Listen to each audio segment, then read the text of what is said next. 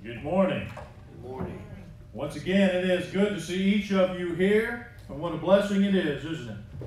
What a great day it is that we get together, though we are missing some of our dear and our beloved. It is still good to gather and be able to worship our great God, to be able to sing praises, and what a blessing it is when we have so many. That when we have some ill that can fill in.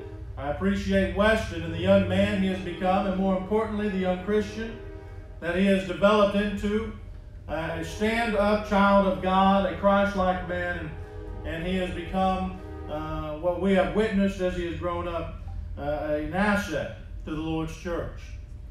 And as we think of that, and as we think of those, as the bulletin article this morning said, loving to do good works, we think of what we've been looking at, or it brings to me the mindset of what we've been looking at here on Sunday mornings, and that is church leadership in particular. And as we've been specifically looking at elderships, every congregation that finds itself looking at elderships, that having elderships and having a good eldership is a congregation that will thrive. When we consider God's specific qualifications, when we consider God's expectations of every congregation, when we think of all of these things, what we realize and what we see is God knows best in what He has done, what He has asked, and what He expects. And as we have looked at these different qualifications, examining what God expects from the shepherds of His church, what we have seen and what we have noticed is that God's wisdom powers through, doesn't it? God's wisdom becomes abundantly clear in comparison to man's wisdom. And we have looked at some of the negative qualities that God does not want, in other words, some things that God is detested and does not want of His children, His shepherds over the flock. And then we began looking at the positive qualities. And we continue with that today as we look at, and as your handout will notice, looking at the positive qualities of the house, and the expectation in particular that God has placed on shepherds to have of their home. And there are two qualifications, or at least two thoughts of qualifications, in which we're going to be examining this morning concerning the home of the elder or the eldership. And the first one, if you have your handout, is this: he must be the husband of one wife. Now, this is found in two different passages, both in 1 Timothy chapter 3 and also Titus chapter 1. In 1 Timothy 3:2, where we have read before, therefore an overseer must be above reproach, the husband of one wife. In Titus chapter 1 and verse 6, we read, if anyone is above reproach, the husband of one wife.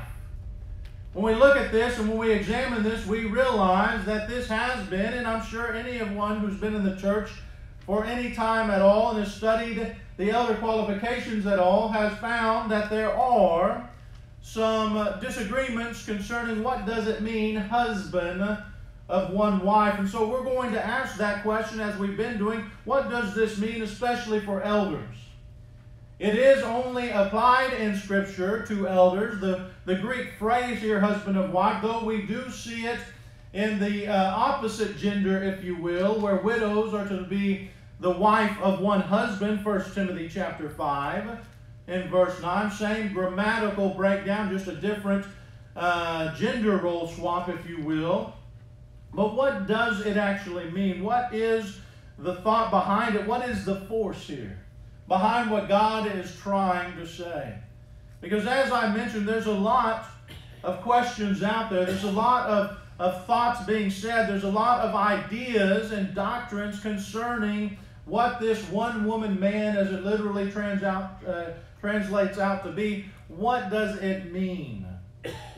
As we'll go and as we'll look at, we'll see that the force here is that a man must have a wife according to the Scriptures. That's the idea. That a man desiring the office of eldership, or an elder himself who has met the qualification, will have a wife according to the Scriptures. Now, I say that because just because someone is married does not mean he has a wife. As we've seen throughout the Scriptures and as we've talked about before, The word wife and the word husband has always been used of a sound scriptural marriage. We see it in Matthew chapter 1 and verse 6, where even hundreds of years later it says, and David was the father of Solomon by the wife of Uriah. We see it as John, remember in Mark chapter 6, 17 and 18. As he continued against Herod, where he said, listen, Herodias is Philip's wife, your brother. And so the term husband and wife is always dealt with and is always used in Scripture to describe a biblical relationship. And so when we ask this question, we look at this idea when it pertains to elderships, husband of one wife. We see that the thrust is dealing specifically in that context. Yet there's a lot of questions that come from this. Does it mean a man simply must not be a polygamist, as some would suggest? Does it mean that a man must be married to only one woman for life, as some have suggested? Does it mean a man must step down if his wife is no longer living, as some have suggested? And there's many more we could go through, but these are the three most prominent, if you will, and I want us for a moment this morning to discuss those, to look at those for a moment. Does this simply mean that a person, a man who wants to be an elder, he just can't be a polygamist? Now, we understand and we realize that Jesus did away with polygamy when in Matthew chapter 19, the Jews came and were asking about divorce under the old law. And Jesus, in Matthew 19 and verse 5, he reiterated, reestablished, and reconfirmed that polygamy was wrong, that the man was supposed and a woman were to leave father and mother, and they were to come together, be joined together, one man, one woman, and become one flesh. He did away with this concept of polygamy. He did away with that. And many try to limit the phrase of eldership simply to this because they don't want to deal with the other questions. It's a cop-out, really. There's no doubt that polygamy is in mind here. I'm sure they were dealing with it somewhat back then, though it wasn't near as prominent as some like to think. But and there was an aspect to that, but the aspect is more in line with what Jesus taught. No, they need to be like Jesus explained. And so when someone says, well, this just simply means not to be a polygamist, that's very limiting to the text here. That's not all that God is trying to say. That's not all the qualification is meant to hold. So let's continue on then. Does this mean a man must be married to only one woman for a life? Here's really the question that people get at, because if that's the case, there's a lot of different sub-questions that come from that. If his wife dies, does he have to step down? Or if he remarries, can he then become an elder again?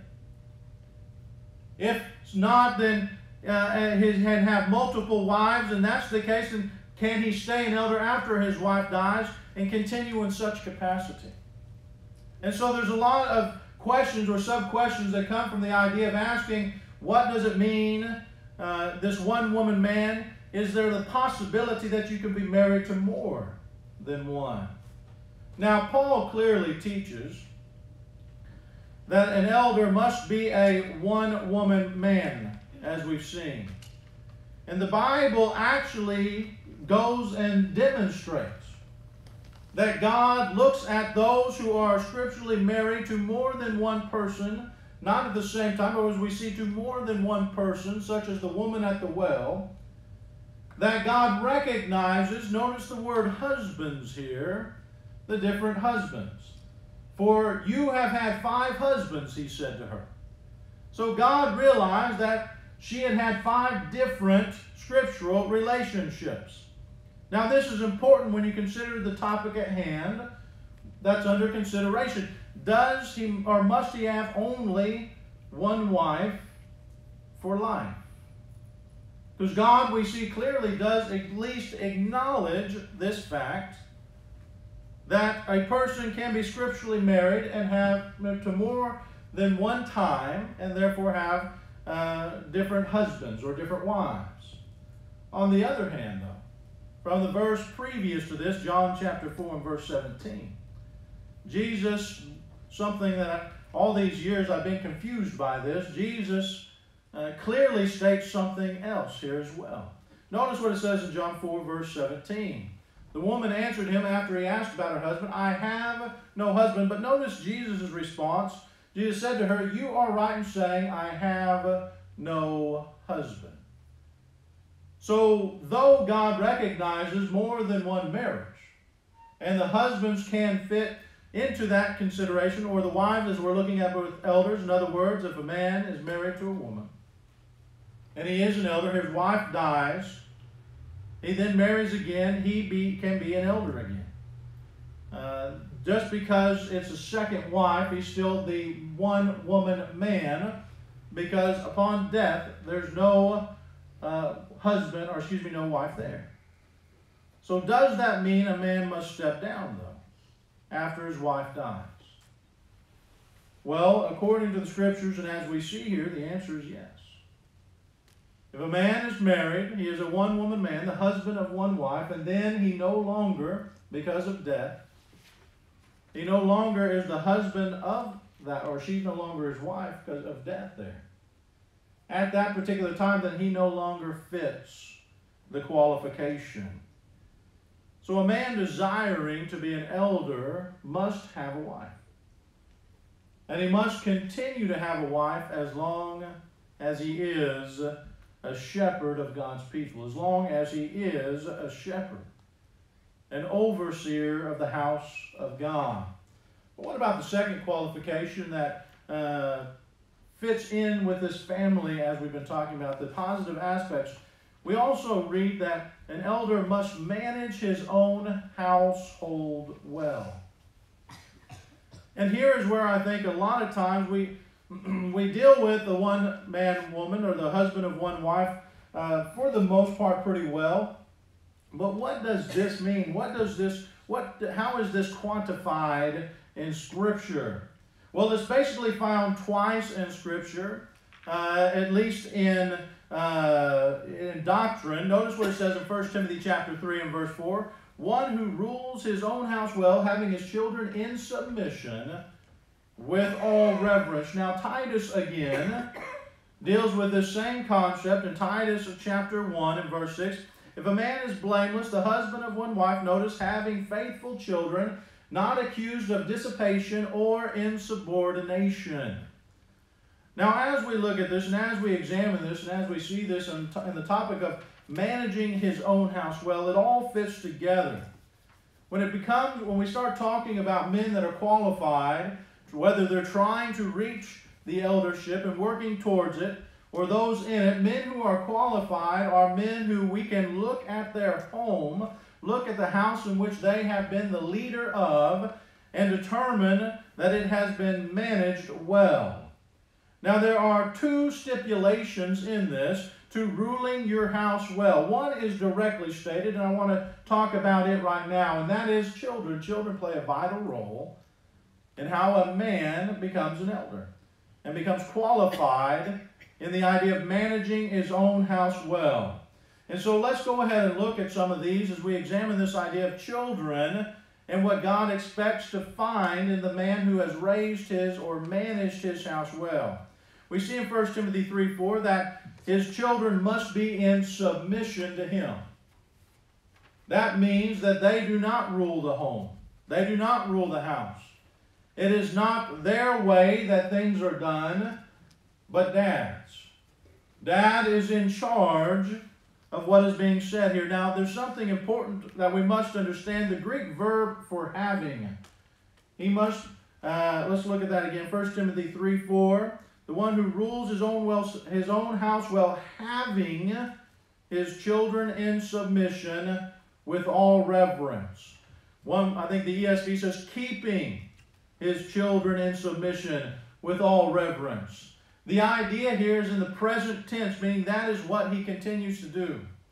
There's no limitation to the time here. The Greek could easily say it's for a limited time, but it doesn't. It says at all times his children are to be in submission and reverent to him. And that it's his responsibility to keep them in such. Now, as we consider and as we think of the ramifications of that, we realize that that's based on training from the home, isn't it? We understand that Proverbs 22 and verse 6, we recognize that. Train up a child the way he should go. When he's old, he should not depart from it. We realize that this qualification is based on a mentality of how children are raised in the home. This is where we look for this qualification. It's not in the man himself, it's in his family. His children will be ones that we can look at and see that they are in submission. You know, I oftentimes joke with Braden and Ashlyn, like I was joked around with as a kid. You know, I tell them, listen, I had you to do my chores. And every time they complain a little bit, we joke around about that. And one time I said that at my dad's house, and my dad turned around and he said, and that's why I had you, and that's why I need your help. Braden got a good kick out of that, as he saw me in submission to my parents, but the reality is still true. No child ever should overstep their parents unless they are breaking God's law. Even in taking care of them, we see this clearly demonstrated. A widow in need is not one whose children are there to take care of her, because she raised them that way. They're still submitting. And so when we look at this is vitally important. A child in the home of one who is working to be an elder is one we will see submission continually in their life. We also see from Titus 1:6 that the children must be faithful. Let's look at that again. If a man is blameless, the husband of one wife, having faithful children. Once again, that word having there, present tense. Some translations have having believing children. I went back and I looked at every single time this word is found, and it's found several times, about 36 times in the New Testament. And of the times where we see the word, instead of faithful, we see the word belief used, or it's really believing being used most of the time. It's really mostly in the book of Acts. In fact, every time I found it was in the book of Acts, where it talked about those who believed, or in other words, became disciples of Christ, obedient to God and faithful to Him. Every single time that was the case. And with the same word and a more proper way of translating that really is faithful. The word faithful comes from the root word in Greek for believing. That word is found in James 2, of course, where even the demons believe. That's a different word than what we find here. Because the word faith is different than belief. Belief should spur on faith, John 3:16. But faith is really that combination of belief in God and trust in Him, which then motivates towards an obedience or faithfulness. A work of trust in our God. A man who is qualified is one who has raised his children to continually be faithful children. Now, are there circumstances that can arise from time to time where after they're out of the home and things can happen? I would probably say there might be some circumstances where this could be the case. But as a general rule from Proverbs 22 and verse 6, and from what we see here is a continual thing. This won't be the normality, it will be the oddity. A man qualified will find his children faithful, righteous. That means they're children of God. Not unholy, not living in sin, but living through the light.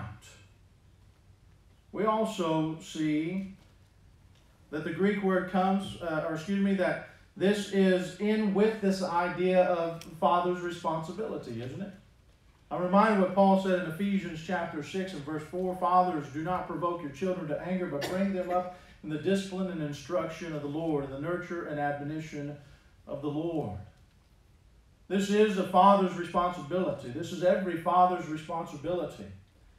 And so a man striving to be an elder will, from his children's young age on, work with them, train them, help them to have a faith, a believing trust in their God. And that will spur them on to faithfulness. This will be identified. This will be seen in an elder's children. When we continue on there, we see that elders' children must not be living in such a way to be accused of dissipation, as some translations say, debauchery, Titus 1 and verse 6. This is the same idea of the prodigal son, really, one who wastes away in sinful behavior. This is the idea of one who destroys their life. In other words, an elder will not have a child who lives in such a way. And lives in such a way that they are completely and totally against God. We find this same word found in 1 Peter chapter 4, in verse 4 in particular, but the context is seen in verse 3. Notice the type of behavior that's being mentioned here. For the time that is past suffices for doing what the Gentiles want to do, living in sensuality, passions, drunkenness, orgies, drinking parties, and lawless idolatry. With respect to this, they are surprised when you do not join them in the same flood of debauchery or dissipation, and they malign you. This is the mentality, this is the force of that word. An elder's children will not be one whom people can accuse them of such living. They won't be ones who you can look out and see that they are of the world, living in worldly ways and in worldly fashions. They're not perfect, and they won't be perfect, but they won't be living in debauchery. They also, as we see in the text, won't be living in insubordination, Titus 1:6, or rebellion, as some translations say. This ties in with what we saw in 1 Timothy 3:4, living in submission. In other words, they don't usurp the authority. They don't unbalance what God has established in the home. The father, then the mother, then the children. As far as authority goes, we see this particular word once again in Hebrews chapter 2 and verse 8 when it talks about Jesus and all others in subjection to him. He says, you have put all things in subjection under his feet, for in subjecting all things to him, he left nothing that is, and here's the word, not subject to him. Not in subordination. In other words, everything that Jesus did, he put under him. The word subjection and subordination here literally means to put under. We talk about wives submit to their husbands. The idea is to be put under them. Not in equality in role and in authority. And so when we look at this again, when we see this idea, as the ESV puts it, nothing outside his control. Children will not live outside the control of their fathers. Their fathers will have managed their house well when their children are faithful, when their children are in subjection, when their children, as we watch them grow up and as we see them develop, they actually follow the advice of the father as he's doing it right, the training that he has given them. And they won't be insubordinate. And they won't be living a debauchery type lifestyle. They'll be in subjection to their parents, seeing the wisdom that's in that. But as I mentioned, those are directly stated in managing the house well, but there is something else implied here. And that is, if an elder rules his house well, he not only rules his children as he should, or has authority over them and helps them as he should, training them in righteousness. The same applies to his wife. A man that does not have a faithful wife is a man that cannot shepherd the church of God. If his children must be faithful, how much more his helpmeet? How much more does his wife, who will help him in his work with the bride of Christ, need to be faithful and true? Now, specifically speaking, we find qualifications for deacons' wives in particular in 1 Timothy chapter 3 and verse 11.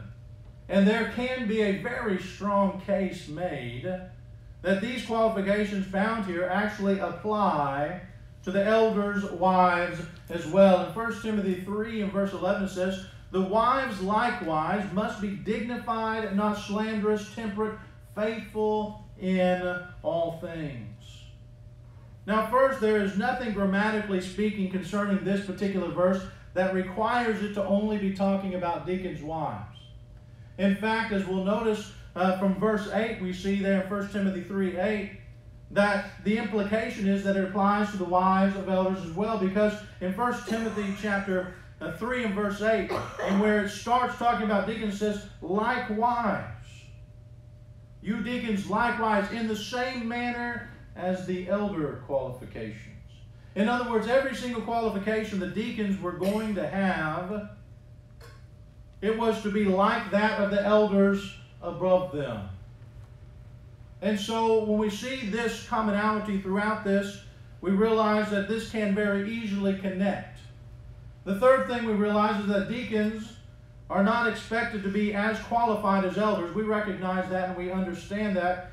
And it would be absolutely defying of logic or common sense to suggest that deacons' wives must be more qualified than elders' wives. When you put all that into perspective, and considering that all these things are what a faithful wife would be anyway, what we realize is that an elder, a man who's striving to be an elder one day, he will manage his own house well. And that's not just his children. An elder that manages his house well and creates a biblical home is one that trains not just himself and his children, but his wife. And his wife, according to the Scriptures, and the fruit of this is what those in the church will see. They'll see a faithful, righteous wife. They'll see faithful, righteous children as they grow into that and reach that age. When we consider the reality of the qualifications of God, all the qualifications up to this point have been those things in which we look at the man himself. We look at his character and who he is. We see how he acts, but in the family qualifications, we see how, or the fruit of what he has done. We see the fruit of his actions. These qualifications for shepherds, elders, overseers, is based on the lesser to the greater. If he can't rule his own or manage his own house well, then it will be impossible for him to manage the house of God. If he can't and hasn't done what is necessary to his own children and to help his own wife get to heaven, how is he going to do that for the house of God? If he can't train his family to be faithful and fruitful in a consistent and righteous walking in the light way, he can't train a congregation. If a man can't get his wife and children to be hospitable, how can he be hospitable? If a man can't get his wife and children in submission, how will he train a congregation to be in submission to him and the rest of the eldership?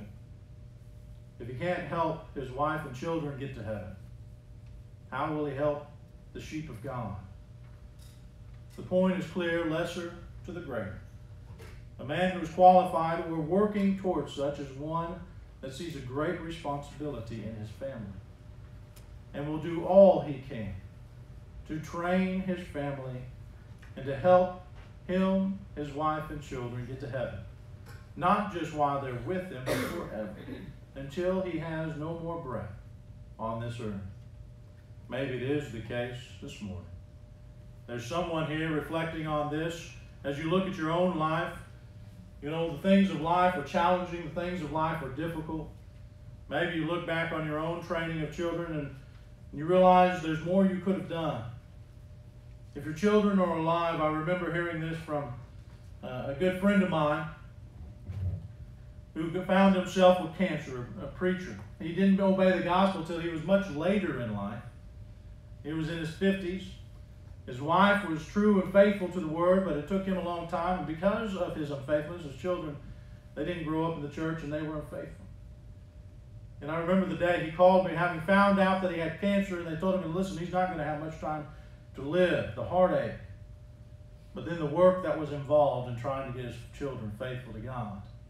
He didn't postpone it or ask somebody else to do it. He spent the rest of his next 2 years doing everything he could to help them. The same mentality needs to be of us, not just of our loved ones, but all those souls we know of that are lost.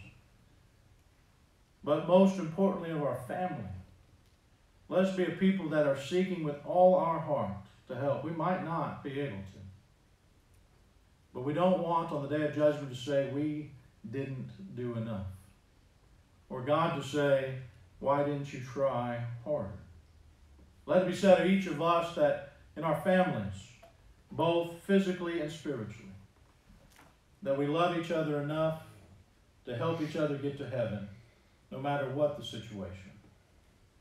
So if there is someone here this morning who needs the prayers of this congregation, who's struggling with sin, maybe with what we talked about, or maybe there's something else, and would like the prayers of this congregation, or maybe there's someone here who's dealing with a challenge and emotional difficulty, that you need the prayers of this congregation, the heartfelt comfort of what a family can bring. If either of these is the case, let us know. Let us help you.